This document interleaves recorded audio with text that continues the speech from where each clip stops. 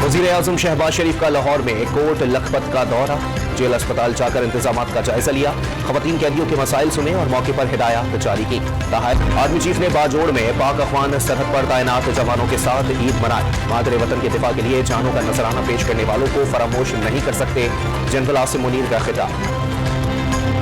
ईद के रंग, ईदी समेटने के बाद बच्चा पार्टी का हल्ला गुल्ला और मौज मस्ती। कोई झूलों के मजे लेने पहुंचा तो किसी ने आइसक्रीम और खिलौनों पर पैसे लुटा दिए।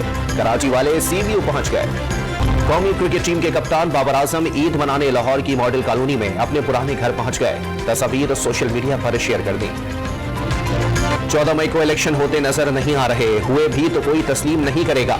उसूली मौक़िफ़ है इलेक्शन एक साथ हो, हुकूमत मुज़ाकरात के लिए तैयार है। वज़ीर दाखिला राना सनाउल्लाह की गुफ्तगू। सुप्रीम कोर्ट ने हुकूमत को आखिरी मौका दिया है, मज़ीद हुक्म अदूली पर नाअहली पक्की है। दुआ है मुज़ाकरात से शफाफ